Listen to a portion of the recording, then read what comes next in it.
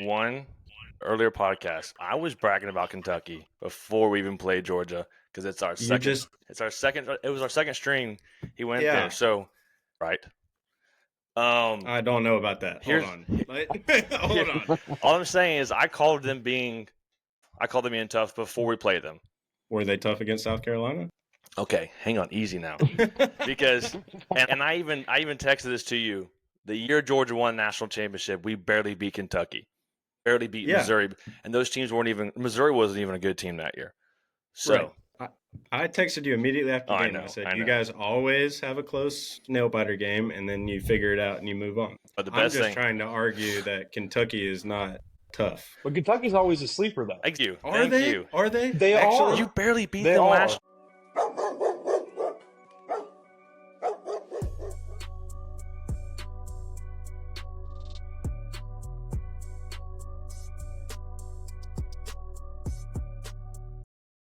Welcome to the For My Dawgs Podcast, episode 13. We got a special one for you guys this week. Obviously, we have two very special guests with us. My wife, Haylee, Johnny's wife, Claire. So this is a fun episode because we just did a weekend trip to Knoxville together. So out of scale of 1 to 10, how would you guys rate the weekend overall? I would give it a 9.8. Wow. Just because I'm not going to give it a full 10 because it wasn't Athens. However, Neyland effect is real. Neyland effect is real. It was very loud. There was some times when we were in the stadium, I couldn't even hear Tucker talk. And listen, Athens Stadium is like 83,000. Neyland is 101. You say 102, but it's loud. And we had incredible seats. Yes. Cannot believe that we even got those seats. Those are the first time you got those seats, right? Yeah, so we went to just downtown Knoxville, Park, tailgated. We didn't have tickets because they were crazy expensive online, and so we were just going to try and buy some outside the stadium. And for whatever reason, I had a good feeling when we woke up Saturday. I was like, I feel like we're going to get tickets. Like, we're going to make it happen, get to go to the game. And so we go down, we start looking for some. Haylee was able to find 3 from this couple who was trying to get rid of them. And then we only needed 2 more. And then my cousin went up to Will Call, and they had 2, and they were just like, oh yeah, they're in the lower bowl. And we were like, okay, that's fine. And so we were like, we'll just get separate seats, and if we can find a way to sit together once we get inside, we will. Well, the ones from Will Call were like 11 rows up from the field, which was just insane. And then John and Claire went down there, and the rest of the row ended up having enough space for us to come down too. So I've never had seats that good at Neyland Stadium. So, I mean, the Lord definitely, his favor was shining upon us this weekend. We got free parking too, which was clutch. So yeah, all in all, a great weekend. Claire, Haylee, how do you guys feel about it? I think I'll go with Johnny, 9.8 out of 10. But the only deduction is for a lack of sleep. Yeah. I like my sleep. I need my sleep. So we spent most of the weekend tired, but for a good reason. So that's the only deduction, but it was over. I think I would give it a 10. Oh, Sure. 10. Wow. One of the best weekends I've had in a long time. Oh, the downside. I mean, yes, limited sleep. I'm also very congested, as you can hear, lovely. So maybe a 9.9 because of that, but that's just a personal circumstance. Oh, we're cut. For all of our listeners, that was my wife, Claire. And just for the record, she's not been to Athens yet. So that opinion might change on it being a 10. And it already has, since she's already talking. But I will say that going back to the Neyland thing, okay? Yes, I did root for Tennessee, okay? And I will, like I said last week, and Tucker has reminded me several times that Kentucky's not a sleeper team anymore. However, Georgia's defense did hold them to where they didn't score a touchdown. They scored a touchdown fairly early against Tennessee. Tennessee did win, and we're going to say that. But I can't imagine. I mean, Tucker and I always said on 2 podcasts ago that we both played O-line. I could not play O-line in that stadium. I couldn't hear the quarterback, like, clap his hands or anything. So I have even more respect. And I understand why they jump off sides, because I couldn't do that at all. So yes, and I know what Tucker's going to say already, and I'll be the first one to admit it too. I might have one time accidentally under a spell, under my, like, I was forced to do it. No one forced you. Yeah, no one forced to do it. I might have said Rocky Top 1 or 2 times. Might have saying Rocky Top. It was one time. It was a great play. And Brooks interception. Yes. Yeah, it was an interception. It was a great play. But like, I didn't want to get beat up and mugged, so like I had to say it. No, that's why we're doing it. You did. No one was forcing you to do it. You just did it because you got sucked into the Neyland effect. It was only one time. And also, you talked about the Georgia not letting Kentucky score a touchdown. You guys beat them by 1 point. We beat them by 10. So, and defense. And you guys let Florida score 20 on you. Our defense hasn't given it 20 all season. So, you tell me better defense, Johnny. We'll figure that out in a few weeks. That's what I'm saying. Yep. But yes, we did it. We did beat Florida, and my prediction was correct. The points, I said 24-14, and it was 34-20. So there was still a 2-point lead, or two-score lead. So I was still correct in that area. And we did that in a regular game. We didn't have to go to overtime to beat Florida, like Tennessee did. So that's all I'm saying for there. Yeah, you gave up more points in regulation than we did, including overtime. Yes, well, we'll all see. And I don't know if anyone can hear Tucker say that without the mic, which is probably good because we don't need to hear his opinion on that part. But no, we'll see this in a few weeks. But yes, Neyland was insane. It was. We didn't go in getting tickets. We did have to find tickets, like Tucker said. Some people were trying to scam us. Like this one guy, he tried to give me a ticket and it had the year 23 on it. And I was like, come on. So, and I got to walk around the entire stadium. Yep. So, there's one time Tucker told me, he said, hey, have you gone over there? And I said, no, I have not. So I kept walking, and I didn't realize that I had to walk around the entire stadium, and I got lost. So thanks to Tucker for that. But we did find him, and it was an incredible game. I will say that. It was, yep. Yeah, so, I mean, there were people trying to scam us. So if you go and you try and scalp tickets, we got super lucky, but just be careful and know what you're talking about when you go. But yeah, we just got super lucky. It was all in all a great weekend. We went to go line dancing the first night we were there at one of our favorite places in Knoxville called Cotton Eye Joe. If you're ever in Knoxville, you got to go check it out. It's a fun time. So yeah, we had a ball Friday night and all day Saturday. And then now we get to record the podcast now, which is also just keeping the fun rolling. But yes, we have not addressed this yet, and if you have, I've already forgotten. But we're on the road.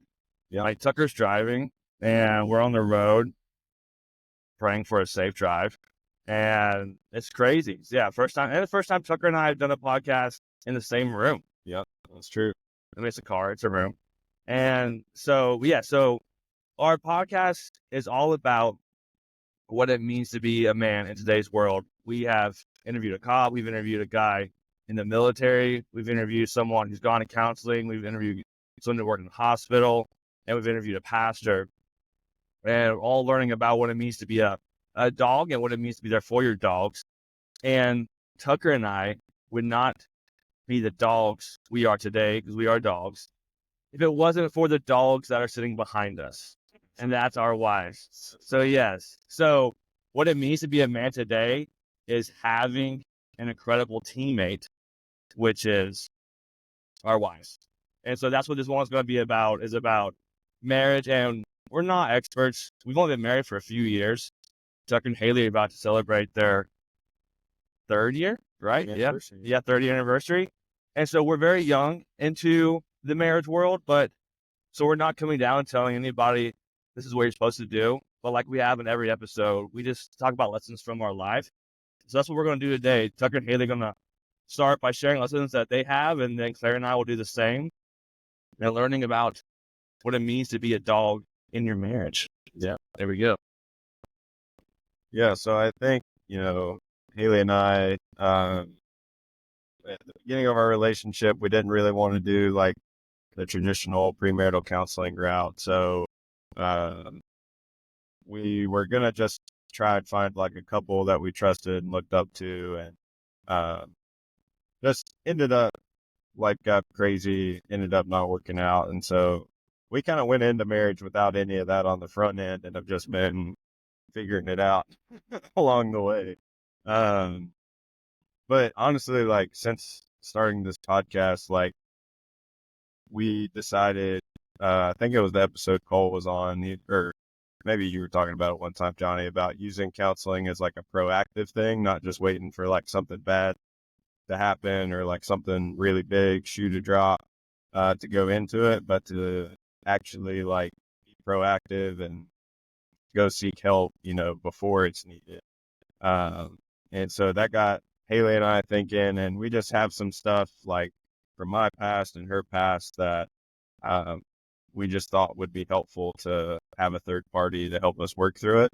And so we, this past week, had our first session with our counselor, which was awesome. So we just wanted to share a little bit about that experience, and I'm going to be completely transparent. Going into it, going into it, I was excited. And then we get there and go sit in this room with this person who we've just met and like, we're going to have to open up to. And I'll be honest, I felt really weird about it. Like I was like in my mind thinking, all right, what are the decisions that Haylee and I are doing? Like, what is she thinking about that? Is she judging us for like me not having my arm around Haylee, or for like the way we're sitting on the couch, or is she judging our body language? And I had all these like weird, anxious thoughts going through my head when we first got in there. But our counselor just did a great job of like asking the right questions and making us feel comfortable and giving us a chance to kind of set the stage. And she told us at the end, she was like, the first couple sessions, she really wants to give like practical things that we can implement right now, even without getting into, some of the stuff we will eventually get into. And I thought that was really helpful. There's a lot that I feel like we walked away from that we can apply and get better at. So Haylee, what was your kind of thoughts going into it, leading up to it, and then once we actually got there? I was excited to just hit the ground running. I have had experience with counseling, so I kind of know how it goes. So the whole like walking in to her office, sitting down on the couch, I had been in that setting before, so I wasn't super uncomfortable with that like Tucker was. But at the same time, I've never done couples counseling before. So I kind of had similar thoughts to Tucker of like, is she noticing how far apart we're sitting on the couch and like wondering if that's an indication of something deeper in our relationship, or is she like looking at how we look at each other? And so I kind of started having those thoughts too, like, but she did affirm us from the beginning, just as we started telling her about our relationship, things that we prioritize, things that we can work on, kind of why we're here. She was like, you guys are good. Like, you're good. And there are very valid things that you're saying that you're wanting to work through and that you're excited to work through. And like, those are normal and okay. So, she also did affirm to us that it was good that we were kind of taking this as a proactive step. Like a lot of couples, like Tucker was saying, wait until something really bad happens to go to counseling. But there are just everyday things that,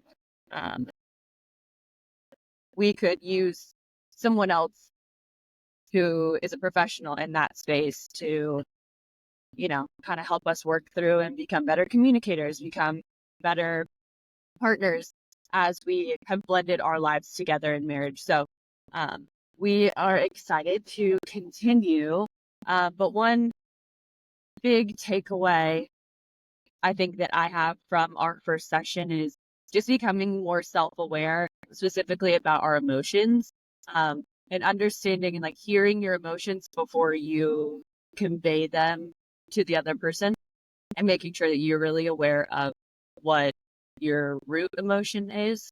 Because I think oftentimes my tendency is I'll get upset about something, but then it spirals into a million other things. And then we don't really focus on the root of the problem or the root of why I'm feeling the way that I do about a certain situation. So that was just a really good reminder to kind of keep asking yourself why a bunch of times to get down to the root of like what's actually going on.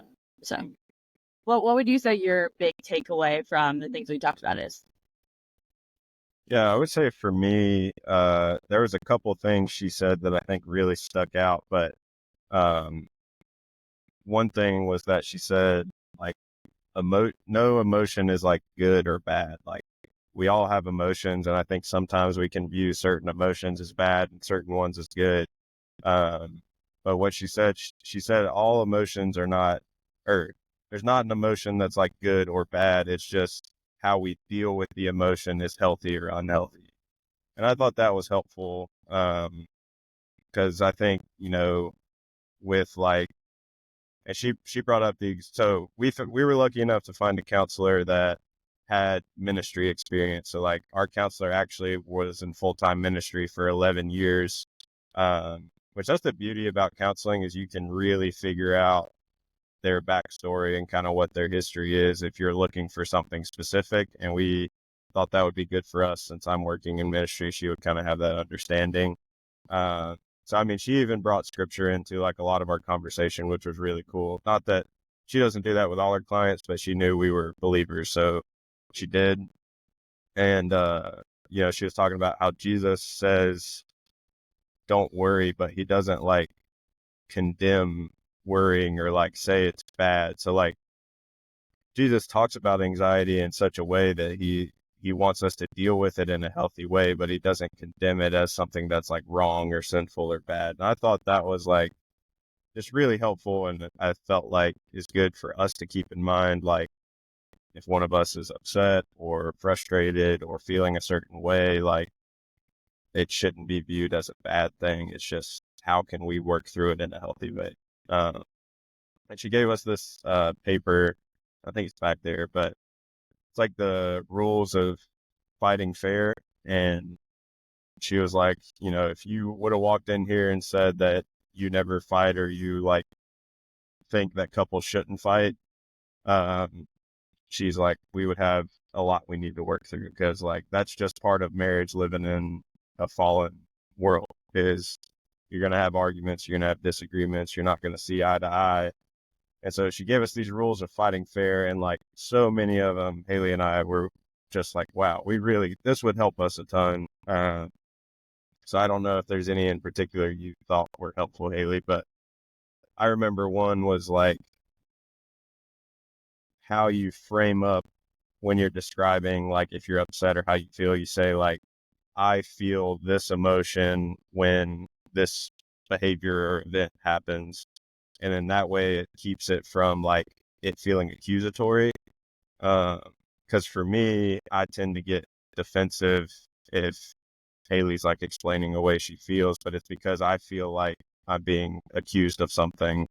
So it like puts me on the defensive. But if she's just saying what emotion she feels and, what event led to her feeling that way, it makes me feel like it's not my fault. Like, she's not saying you make me feel like this. She's just saying I feel this when this happens. And so that was a helpful one for me, I feel like. I would agree. That's definitely one that stuck out to me too. And like she said, well, I was really looking forward to just like hitting the ground running. Like, let's dig into all of our trauma and like bad things and just like hit the ground running so that we can understand why we are the way that we are. But she was like, let's actually ease into this and take some like practical things that you guys can take with you after today. And so I'm so thankful that she did that, because I think that I feel, and then you name the emotion when, and then you say the event. So I feel emotion when event. That was something that was so helpful for me too, because I think a lot of the time I kind of mix up. I think I'm doing that, but I mix up how I present it, and it puts Tucker on the defensive, or I'm like accusing him of causing my emotions. But when you phrase it with the I feel emotion, you're taking ownership of your emotion, walking into that conversation or going through that conversation, putting your partner on the defensive automatically. But one good thing too is, like, as we were going through that list of like rules for fighting fair, we were able to identify a lot that we already do well. So that was reassuring. Looking at that list, we're like, okay, well, we don't really have a problem with that or this or this or this, but here are a couple that we can work on. So it wasn't all like, oh shoot, we have a lot to take away from this and need to get our act together. So just little like helpful reminders of, okay, we are good. We're doing good. Yeah. So yeah. And I thought another one that was really helpful. So like we had already read an article. We're familiar with some of the Gottman Institute's work, which is like well known, I guess, in like healthy relationship work, that field, whatever you would call that. But he has this framework that he uses, and he calls them these 4 things, the 4 horsemen of a relationship. And he's using the 4 horsemen as like the 4 horsemen in Revelation that are like apocalyptic. So pretty much what he's saying is these 4 things, if they continue and persist in a relationship, it'll eventually end to the end of that, or lead to the end of that relationship. And so the 4 are criticism, contempt, defensiveness, and stonewalling. And all 4, you're usually more inclined to like 1 or 2 than the other 2. So like for me, I already said I get defensive. And I think it's like my people pleaser nature. Like I don't want people to be upset with me. So I try and like explain my way of like why that isn't the case. And then the next one's stonewalling, because I also am a peacekeeper. So like sometimes I feel like me not saying anything is going to lead to there being peace, even though it's not actually like working through it. And so, I shared that with our counselor, and she gave us another little helpful cheat sheet that just has like, if you're feeling like you need to stonewall, then here's like what you need to do instead. And I thought that was really helpful too, because one of the things it said is like, when you get to that point, it's okay in the like conversation to go take a time out or take a break for like 20 minutes, maybe even up to like 2 hours, she said, and then come back and talk about it like after you've had time to process it. And that was super helpful, because I feel like a lot of times I'll just shut down and not say anything because I'm scared that what I'm going to say is just going to make it worse, and I haven't had time to like think through what I want to say. But Haylee and I both are like, no, we got to figure this out. We got to like keep on talking until we like come to a resolution. And that's just not always the most helpful thing to do. So I thought that was really good. Haylee, I don't know if there's anything else you want to share. The one that I kind of resonate with most of the 4 horsemen is probably criticism. I'm very quick to criticize. And I think part of that comes from when we're having a conflict or something. I'm so desperate for Tucker to understand why I'm feeling the way that I am and what an action or a behavior then like turns into in my head. And so I crave that like understanding from him. I definitely don't always communicate that the right way, but one thing that corresponds to criticism of like a positive way that you can think about it, if that's something that you're a little more prone to, is focusing on expressing your feelings with I statements, kind of like I was just talking about with the rules for finding fair and expressing your emotions, but also explaining like the need that you have in place of the criticism. Like the criticism might be, for example, you didn't put the dishes away, and it makes me feel like, this is just a dumb example, but it makes me feel like you don't care about splitting chores around the house, but really it's just, hey, like, can you be a little bit more helpful? Or what are things that we can designate, like, you're responsible for this, I'm responsible for this, so it feels more like a team. So focusing on like the positive of that rather than just always harping on the criticism. So that was another takeaway I had. Yeah, and I think I, like Haylee said earlier, I've never been in counseling before, so this was all new to me, which explains why I felt like I did going into it. And I also had the thought, I don't know if like I would have felt different if it was a male counselor, but our counselor's great, so I'm not like, I think we made the right choice for sure. But I just wanted for us to share about our experience, just because if any of you guys are out there like thinking about taking that step, whether individually or as a couple, I definitely would recommend it. I think it's a great step just to have. It helps you kind of get a 30,000 foot view and gain a different perspective having someone else in the room who can kind of ask the right questions and bring the right things up. It's like, we've only had one session, and I already just feel like we gained so much value from it, just from one single 1 hour session. So, I think it's a great thing to add in. And again, you don't have to wait till the dam breaks and something horrible happens to do it. You can be proactive and get ahead of the game a little bit. So yeah, and also I forgot to mention this earlier, but my voice sounds like I got a frog stuck in it because I gave my all for Tennessee last night, and I was yelling pretty much the whole game. So, but Johnny, Claire, I'm curious, y'all haven't done couples counseling, but you did premarital counseling. So like, what are some things y'all have done to invest in your marriage that's been helpful for you, or what are some things you learned that has just been something that's really strengthened your relationship? Yes, and unfortunately, I did not give my all for Tennessee, so my voice is fine. But no, we did premarital counseling before, and Claire can talk more about it in a second. I don't recall how long it was. I think we did it for a few weeks, Claire, but I don't remember it. Yeah, okay, she's an 8-week program. But yeah, so we did a premarital counseling. It was not the guy who officiated our wedding, but it was the pastor of the church that Claire was going to. And we met with him and his wife, and we met at his house, and then a few of them at the end were virtual just because we moved. But yeah, I mean, I kind of was the same way as Tucker was saying. That was my first time going through like a counseling session. Again, this was not with a counselor, but with the pastor and his wife. But still, like, it was the first time that I went with someone that wasn't like my small group leader or a buddy, someone that I'm going to with the intention of counseling. And so it was uncomfortable, but uncomfortable is good. And we went in, and he was really cool and just talking with it. And Tucker's point, he said, I don't know how it'd be like if I had a guy. And so we had a male and female, so they were able to both speak to our areas of life. But for me, my main takeaway was that Claire and I, we were about to get married, and I had no idea what it meant to be a husband. And Claire had the same opinions of being a wife, and so I was very scared of going into it just because I wanted to do everything. That like I put so much pressure on myself, and that was one of the things that came out of it. Was one thing that he said. He started off by saying, "You're coming together from two different backgrounds, two different families. You were raised two different ways, and now you're trying to create one family.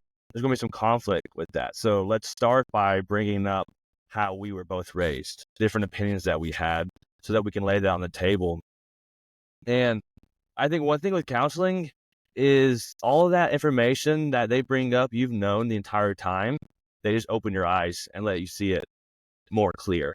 And for me, I'm a person who I feel like I need to prove myself to you. And like in college, I had 3 different jobs, and with football and everything else, I always felt like I had to prove myself. In football, I felt like I had to prove my spot on the team.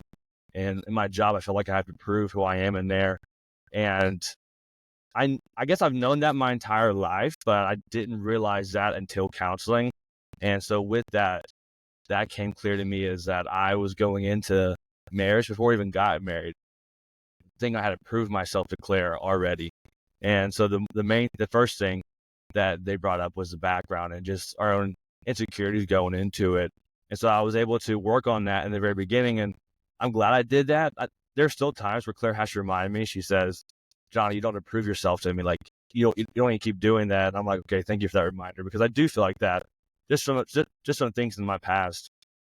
And so for me, the first thing that they brought up was how just the background. And there's a few more things that I wanted to talk about, but Claire, I don't know what was like the first thing that really spoke to you in counseling. I think one thing that I really took away and I remind myself of very often is that we're on the same team, and to always remind myself of that when we are having a disagreement, that our goal is to resolve it. It's not for one person to be right and the other to be wrong. One thing that he told us was that there's never going to be an argument where one person is 100% right and the other person is 100% wrong. there's always going to be one thing that you could do differently. There's always going to be one thing you could have said differently in the situation. And so just having that humility and that perspective has really helped whenever we do have disagreements. And he is a pastor, and his wife, they have rooted their marriage in biblical truths. And so Johnny and I wanted to do the same thing as believers. And so one thing that he told us was that God is bringing you together to be one. So he has one will for your lives. So when you're making a big decision, if it feels like you guys are on opposite ends of the spectrum when it comes to what that decision is going to be, you can take hope in the fact that there is one will for your marriage together as a team. And so that decision will be made. And it very well could take a lot of compromise for one person or the other. But you don't have to have anxiety about what that decision will be or what that resolution will be, because you're on the same team and God has one will for you together. So that's one big thing that I always remind myself and cling to whenever we're going through conflicts. I'm someone who is a really big planner. I always look to the next thing. I think one of the biggest things I've struggled with is just my whole life is just being present where I am, where I'm planted.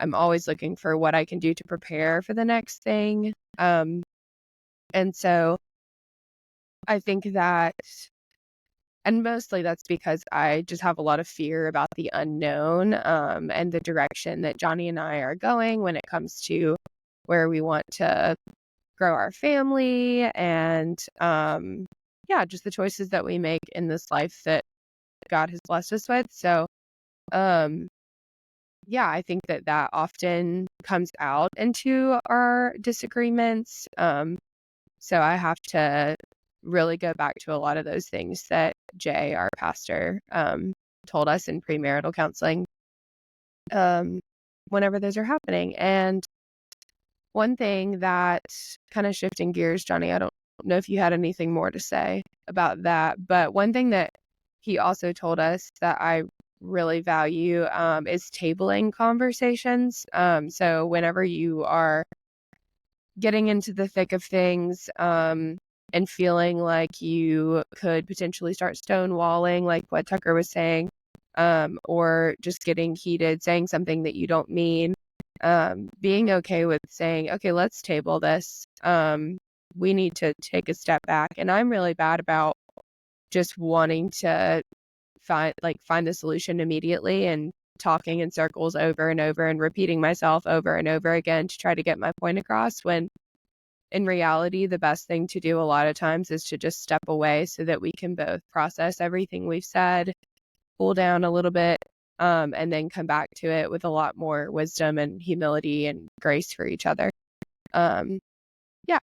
So I'll hand it back to Jonathan. No, yes, I just want to unpack a little more of what Claire was saying, and because I think with Tucker and Haylee doing counseling now and us doing counseling before, from the outside looking in, I think people might be saying, "Oh my gosh, you're going to counseling. What's wrong with your marriage?" And nothing. Actually, you work out not because there's something wrong with your body. You work out because you want to improve. So like with all of this is that you're trying to improve on this. And I know we're talking about arguments a lot on this, but I think that's like the one thing that people go to. And for me, I thought any argument we had would be bad. And I love what Tucker said, was that there's no such thing as bad emotion. It's just how you handle the emotion.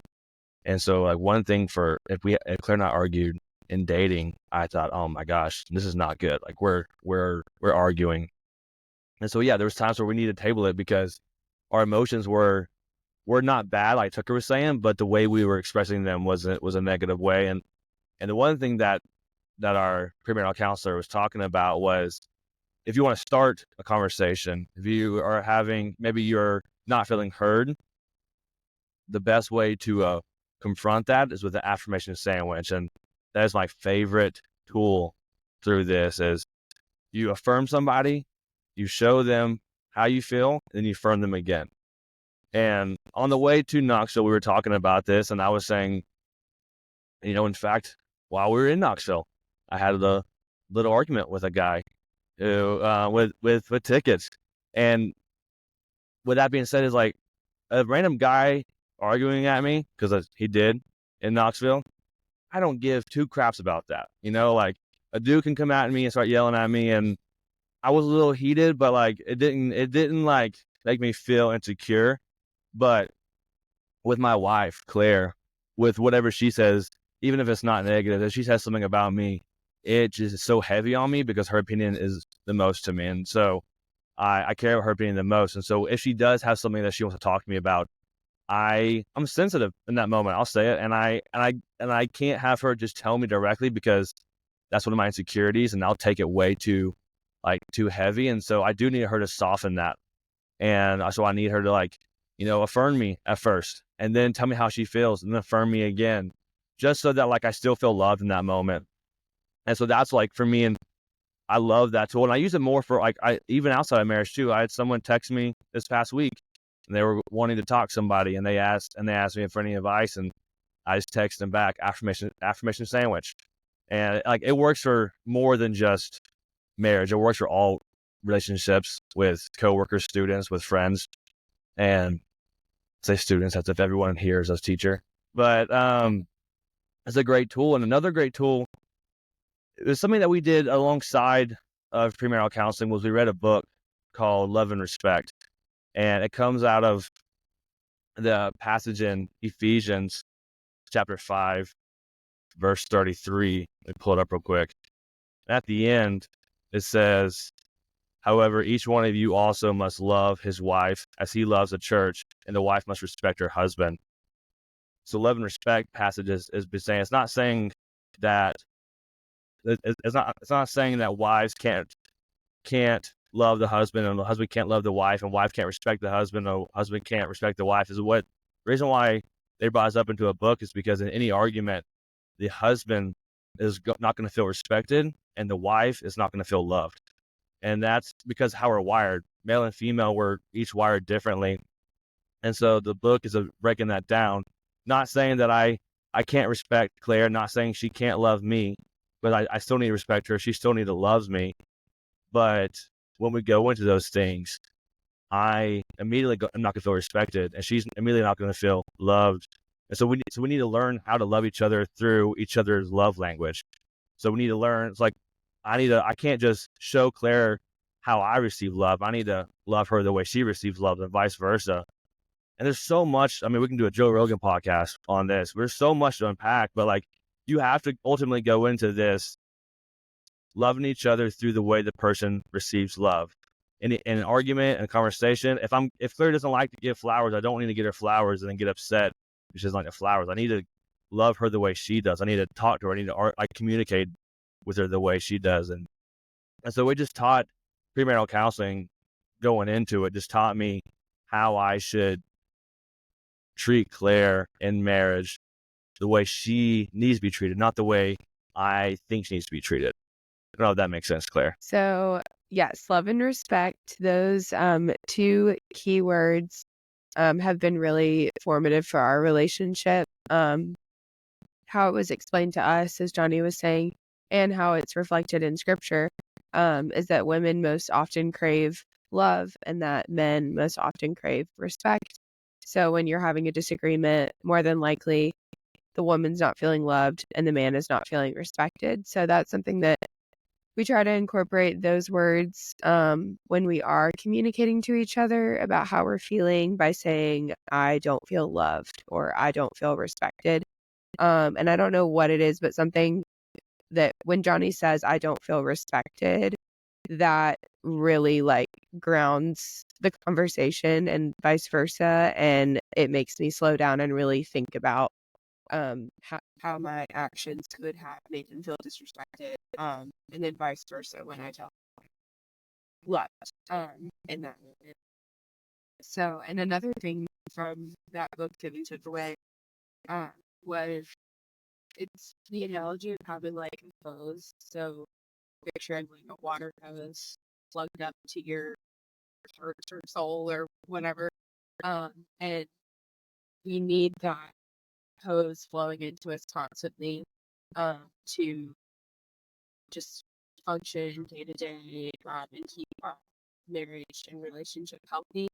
And so when the other person is doing something to quote unquote step on our toes, that can cause conflict and cause issues, and make that other person functioning in the relationship. So to this day. So yeah, but to tie things up to just how life in marriage and being the wife of a man and learning how to support him through his just day-to-day mental, emotional, physical, spiritual health.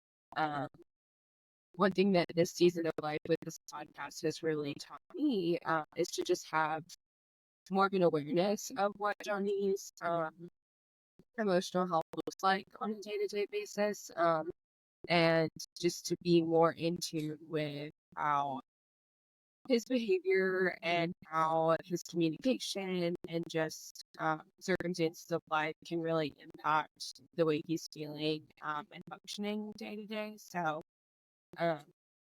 earlier this year when he was struggling with anxiety, I had no idea. And a lot of that was me not being aware and looking for it, but also him communicating that. And I think that a lot of that was fed by what our views of our roles were, and just a misconception that, the boys talked about that exists with how men should be viewed and how men's mental health should be viewed. So bringing more awareness to that has made communication in our marriage a lot healthier, and I can support Johnny better. I can be on the lookout for those things, and this podcast and this season of life has really brought to life those healthier habits for us individually and together that makes us feel more connected and able to be vulnerable and lean on each other during those difficult times. So, what have you and Thank you. Yes. We have had a different experience than Claire and Johnny. So when Tucker was going through a difficult season just with struggling with purpose and identity and kind of what was next, it obviously took a toll on our relationship, but I knew what was going on very early on. Like, Tucker was open with me about it, and it was just a matter of figuring out the right way to process and handle everything he was going through. And at the same time, it was a learning curve for me to figure out how to support him in that. And sometimes there were nights where, like, after work, he would be like, I can't hang out or do anything. Like, I just need to go sit outside by the fire by myself. And at the time I was like, okay, like, do whatever you need. But I really struggled on figuring out how to best support him through all of that. And we've learned and grown a lot since then. So I'm really thankful for this podcast for sparking a lot of really healthy conversation between these two guys and other people that have been on the podcast. Because I do think we're talking more and more about mental health and emotional health and what it looks like to be supportive and to be supported. And it was similar to like how Johnny is talking about loving Claire the way that she needs to be loved, and she loves him the way that he needs to be loved. I think a similar concept can be applied to supporting people. So the way that I support Tucker might not be the way that I personally feel support. But I do think this podcast has opened up the door for a lot of really positive conversations, not only between the guys, but in our marriage as well, just to make sure we're prioritizing emotional health and supporting each other on our individual journeys as we try to become better people. Yeah, man, I just can't thank, like, Claire and Haylee enough, because, I'll be the first to admit, before I even met Claire, I didn't really even, like, think anxiety was real, and I think Tucker was saying the other day about how guys have emotions, but they haven't, like, named their emotions yet, and so I've always had anxiety, but I never, like, named it. before. And thankfully, with like having Claire in my life, I've been able to understand what that is. And I was also texting Tucker, or I was talking to Tucker, and I was on Instagram, and there was this really cool post about, guys being vulnerable.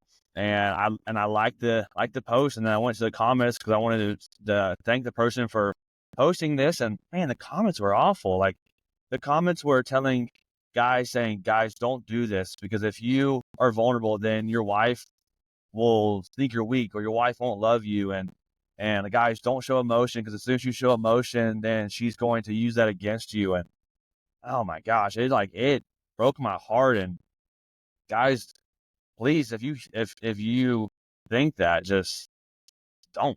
I can't think of anything else to say about that, because man, I know I said this on last episode, is that guys would rather hurt themselves than to burden someone else with their emotion. But talking directly towards husbands, and this is, in marriage, you're not the coach and she's not the player. You're teammates. Like, it's not like you're above her and you're trying to, like, you're trying to guide her through everything in the well. Like you are teammates. You're doing life together. Y'all are sharing roles. You are sharing life. You're sharing your struggles and your burdens together. So be vulnerable with your wife first and foremost, and then through that you'll learn how to be vulnerable with your brothers. And so please, if you see posts like that, don't listen to that.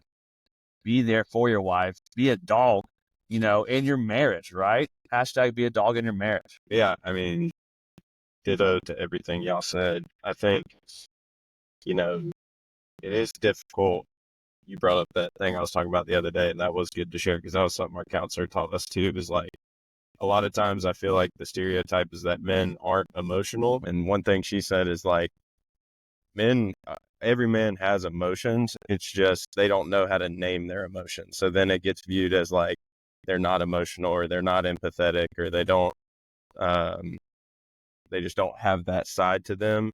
But in reality, it's just a lack of like knowledge of what to call the emotions, or what to call what you're feeling.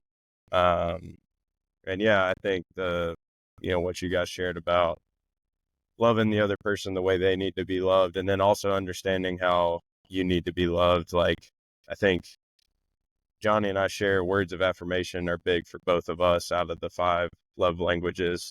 And I don't know for sure if that's common among all men, but I would feel like it's probably a pretty common one. You guys can let us know if you have that one.